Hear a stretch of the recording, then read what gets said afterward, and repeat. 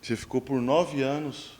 Eita, rapaziada que curte o canal Correndo Juntos, dá uma olhada na fera que tá aqui prestigiando o nosso canal. José Luiz Barbosa, 58 anos. Bicho, o currículo do cara, só pra você ter ideia, tive que anotar aqui, ó. Vamos lá? 1983, Pan-Americano em Caracas, prata. Indianápolis, Mundial Indoor, também ouro, meu amigo. Tô certo ou tô errado?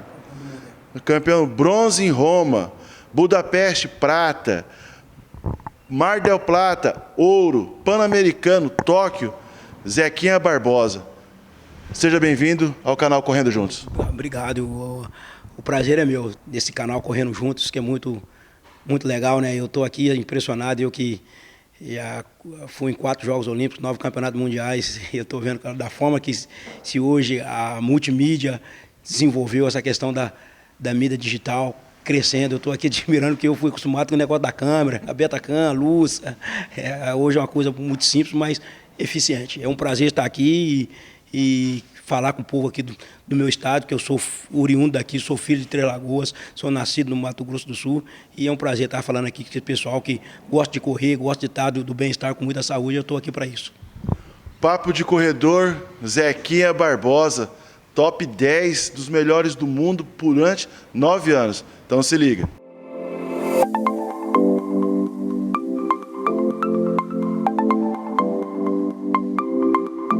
Bom, conforme prometido, Zequinha Barbosa, de Três Lagoas, do Mato Grosso do Sul, no Papo de Corredor aqui do canal Correndo Juntos. Como é que você vê a sua história? Já falei top 10 durante 9 anos, que não é para qualquer um. E hoje a corrida dominando o mundo aí. Campo Grande tem corrida praticamente todo domingo. Você esteve lá no Parque dos Poderes no último sábado, você viu tanto de assessoria, tanto de pessoas correndo. Como é que você enxerga tudo isso? É uma coisa assim como cresceu, né? Até porque eu fui um atleta de pista, e na minha época o pedestrianismo, né? A corrida de rua não era tão grande como era hoje. Tinha a corrida de São Silvestre, sempre teve as grandes maratonas famosas no mundo, como a de Boston, de New York, de Londres, mas essa febre que está agora, de repente nos últimos 15, 20 anos, esse crescimento que dominou, que a consciência do cidadão está no bem-estar, está fazendo atividade física para estar bem consigo mesmo, para tirar o estresse que a pessoa trabalha, e é um que criou um ato social também, de você estar beneficiando entidades e estar encontrando com os amigos, porque você trabalha a semana inteira, e isso foi assim algo que cresceu bastante, que hoje realmente é uma grande força, e é bastante impressionante como realmente a corrida de rua dominou isso nos Estados Unidos. Eu moro lá nos Estados Unidos desde 1983, e isso é muito grande também, tem vários grupos, todo mundo correndo, então essa consciência ela se tornou algo até que, vamos dizer assim, mundial, né?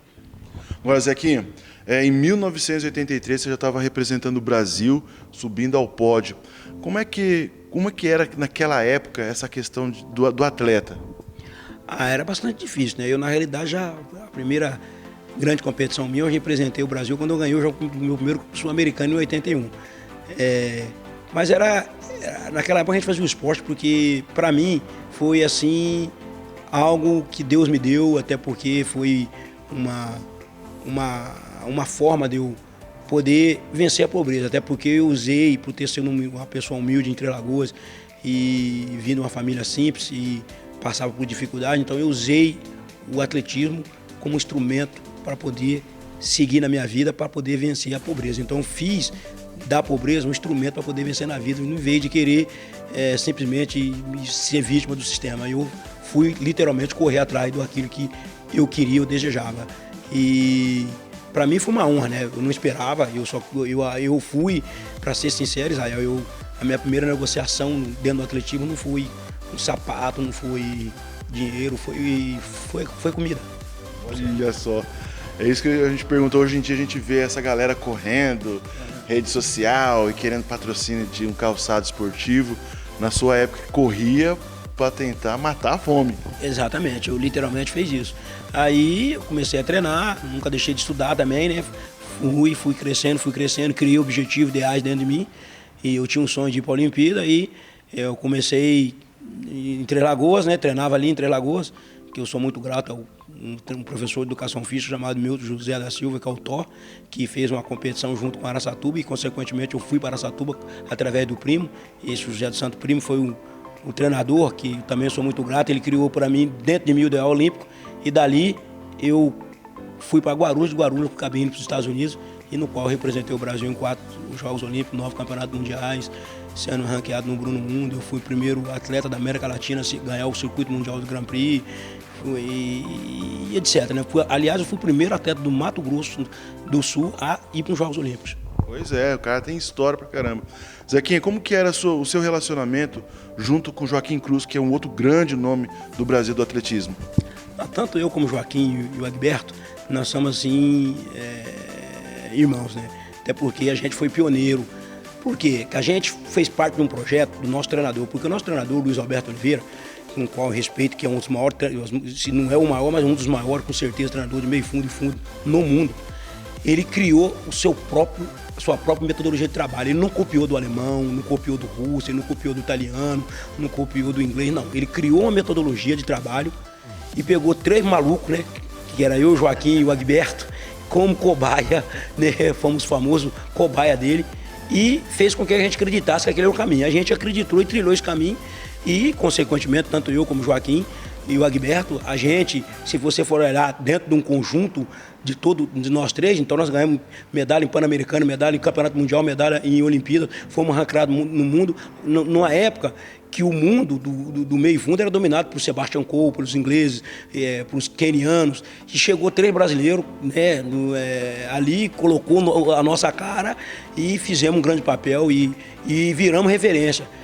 Até porque hoje o Luiz Alberto é uma referência. Então, nossa metodologia de trabalho, nosso treinamento, viramos referência. Então, até hoje, eu recebo referências de grandes atletas que correm no meio fundo e fundo, de ver da forma que a gente fez, como a gente correu e como a gente levou o meio fundo e mudou um pouco a história do meio fundo. Então, isso é muito importante, você ser pioneiro numa situação dessa. Eu sempre digo que o esporte abriu minha vida para muitas coisas. Hoje, poder estar conversando com esse cara aqui, por mim pode acabar ocorrendo juntos amanhã mesmo, porque, rapaz, eu tô aqui arrepiado, você contando essas histórias, eu já fico emocionado demais, não preciso fazer modéstia, quando do lado um super atleta como o Zequinha Barbosa. Zequinha, você foi para 4 Olimpíadas. Esse ano nós temos as Olimpíadas de Tóquio. Hoje é fácil, tem internet, tem um canal de corrida aqui no Mato Grosso do Sul, temos rádio, temos televisão, mas naquela época as coisas eram bem diferentes. Totalmente diferente. Às vezes eu até admiro, assim, como as pessoas lembram muito da gente ainda, porque a gente foi numa época, vou dar um exemplo para você. Eu já tive vezes que eu fiz competições na Europa, eu já estava aqui no Brasil e o pessoal já eu chegava aqui, assistia a corrida que eu já tinha corrido, eu já estava aqui no Brasil. Para você ver como que era a mídia, demorava uma semana para você receber uma notícia. E eu já estava aqui em Três Lagoas, conversando com a minha mãe e passava no Globo Esporte uma corrida que eu já tinha corrido 5 dias atrás. Hoje não, hoje tem essa questão, né, ao vivo, simultâneo, todo mundo vê através da mídia digital. Você vê, a pessoa vai fazer uma corrida qualquer, ele vai correr uma corrida de rua simples, ele coloca na mídia e vai para o mundo. Na nossa época não, a gente fazia um grande resultado e todo mundo, a mídia só vendia o grande resultado. E não era qualquer corridinha que você tinha que aparecer, você tinha que fazer algo grande para poder aparecer. E graças a Deus eu tive a felicidade de realmente, nos grandes eventos, brilhar e elevar o nome do Brasil, o nome da cidade de Três Lagoas, o nome do estado do Mato Grosso do Sul e, consequentemente, isso ficou um marco, né? Então, todas as pessoas lembram disso. Eu fico bastante feliz de saber que hoje, depois de praticamente 20 anos que eu parei, as pessoas me reconhecem, me reverenciam e me dão todo o carinho que eu preciso. Merecidamente, os créditos têm que ser seu mesmo, meu companheiro. Bom, a sua especialidade é meio fundo, certo? Essa que você domina mesmo. Mas na sua época, a gente gosta de falar muito aí de maratona, de meia maratona. Campo Grande volta a ter uma meia maratona agora em outubro, graças a Deus vão ter uns 21 quilômetros. Cara, você já imaginou o homem, o atleta, poder romper aí as 2 horas de uma maratona de 42 quilômetros? É uma coisa que a gente achava que era impossível, né? Mas agora pode, né? É impressionante, sabe por quê? Porque a fisiologia, ela desenvolveu muito. Eu vou dizer uma coisa aqui para vocês.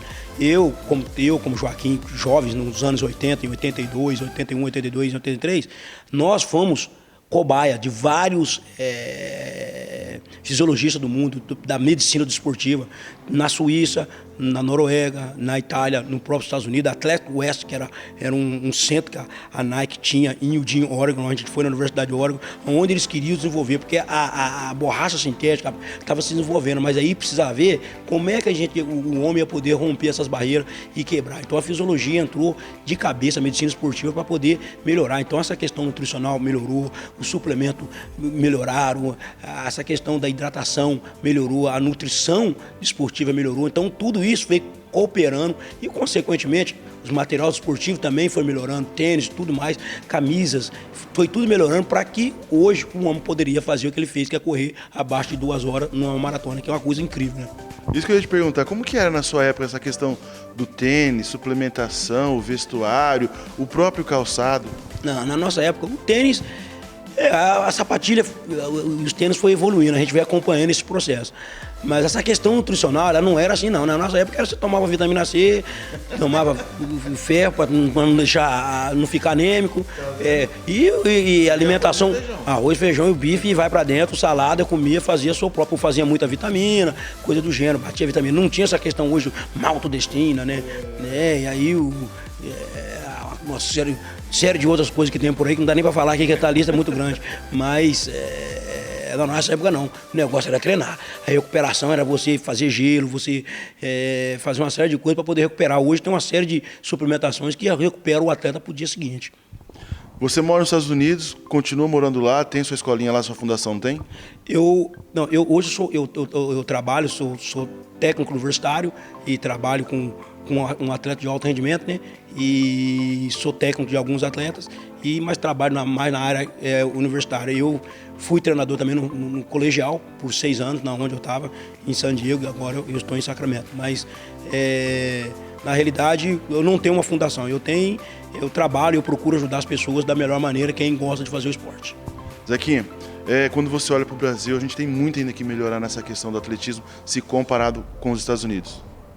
Não, o Brasil, a gente caminhou bastante, mas eu acho ainda que nós temos que acelerar o nosso passo, porque o pessoal ainda continua na nossa frente. Melhorou a questão de treinamento, melhorou a questão dos treinadores procuraram se aprimorar, informar, mas a gente ainda precisa passar por um processo melhor, o treinador precisa melhorar. Mas o que mais me preocupa hoje é a questão dos atletas mesmo. Eu acho que o atleta brasileiro ele precisa ainda ter uma mentalidade um pouco ainda profissional, ainda mais profissional ainda, para poder você enfrentar esse mundo que é de nível olímpico, que não é uma coisa muito fácil. Eu acho ainda que o atleta brasileiro ele ainda peca em alguns setores que diferencia ele, que não traz ele a medalha ou ser finalista olímpico, o mundial e Olimpíada, como deveria ser. Acho que até talentos temos.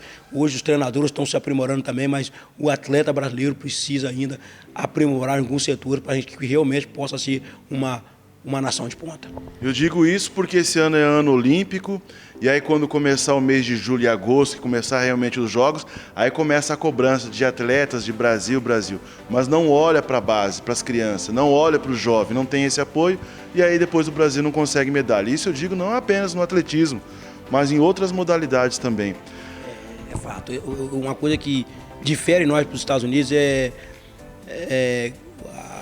o esporte escolar nos Estados Unidos ele é muito forte, né? Então eles... Lá o garoto tem que estudar para ser um atleta. Na realidade, a educação física nos Estados Unidos é mandatória. Se você não passar, você tem que fazer. Nesse período, você tem que fazer. É mandatório. A gente não trabalha na base, a gente não trabalha o futuro, a criança. Hoje já não temos esporte na escola. Ele é praticamente zero. Então, a educação física nos Estados Unidos é muito valorizada. O professor de educação física, todos os professores nos Estados Unidos é respeitado igualmente, o professor de educação física também. Porque o que acontece lá para ele? Uma criança que tem essa consciência esportiva de treinar já na base, ele vai ser um adulto saudável. Esse é o objetivo dele. Lá, e depois tem um outro detalhe. Esse jovem pratica o esporte porque lá ele sabe que ele vai ganhar, através do esporte, seu estudo, vai ganhar reconhecimento, que o primeiro lugar é a educação dele. Além do bem-estar da saúde, que ele vai ter essa consciência. E depois, ele vai ser uma pessoa que pode ter renome, dependendo do que ele fizer. E isso vai para a arte cênica, isso vai para a música, isso vai para toda a questão que envolve a criança com talento. Ele vai ter uma oportunidade de se educar através do talento dele. Dado o recado aí. Zequinha, nosso tempo é curto. Kipchoge ou Bekele, agora na maratona de Londres? Rapaz, é difícil, hein? Eu conheço muito bem o Bekele, né? Kipchoge, ele é um cara mais novo. O Bekele tem um pouco da minha geração, junto com que eu já estava terminando, mas ele vinha chegando, junto com o Haile Gebrselassie. Então, conhecendo ele, eu acho que o Bekele pode fazer essa diferença. Que ele é muito rápido, ele é muito veloz. Então, mas aí é uma questão de esperar. São dois grandes atletas, dois grandes duelos, né? Foi que nem aquela Muhammad Ali e George Foreman, né? Temos que esperar. Bom, o Zequinha está aqui no nosso estado divulgando a corrida que vai acontecer. Gostaria que você falasse para nós dessa corrida. Então, é a corrida Zequinha Barbosa, são 6 quilômetros, vai ser realizada aqui em Campo Grande, na cidade de Campo Grande, no dia 31 de maio de 2020. Essa corrida vem com um objetivo maior que nós temos aqui, é beneficiar a Cotolengo, que é uma entidade que já tem aproximadamente 24 anos, que foi fundada no dia 20 de julho de 96. Essa entidade, Cotolengo, trabalha com crianças que têm paralisia cerebral grave, ou total, ou sequelas neurológicas. Eles atendem a mais de 150 crianças que vêm de famílias carentes. E então, nessa corrida, nós vamos arrecadar alimentos não perecíveis para ser doado para essa entidade, porque é uma coisa que eles precisam muito. E eu abracei essa causa, inclusive estou levando essa causa para os Estados Unidos, que eu vou ver o que eu posso fazer para poder ajudá-los de lá também, para poder manter, porque são crianças carentes, famílias com dificuldade. Então, eu venho aqui convidar todo o povo aqui de Campo Grande, todos aqueles que correm, todas as assessorias esportivas, todos aqueles que amam a corrida, que venha participar dessa corrida Zequinha Barbosa, no intuito de beneficiar a Cotolengo, e vamos divertir, vamos mostrar que através da corrida, a gente que são saudáveis, podemos estender o nosso carinho, o nosso amor para aquelas crianças do Cotolengo que realmente não teve o nosso privilégio. Então, dia 31 de maio, Correndo Juntos estará lá e você vai acompanhar essa corrida de perto. Tá correndo ainda, de vez em quando, fazendo uma brincadeira ou não? Não, corro para manter a forma agora, só vou manter a forma, né? Zequinha, meu irmão, muito obrigado, cara, por você trocar essa ideia com a gente aí, nesse bate-papo. Se você gostou, já deixa aí o seu curtir, se inscreve no nosso canal, comenta, enfim. Zequinha Barbosa, de Mato Grosso do Sul. Valeu! Valeu, um abraço a todos, a audiência aqui da CBN. Rael, muito obrigado por você fazer correndo junto, e vamos correr junto para a gente poder fazer a diferença na vida das pessoas.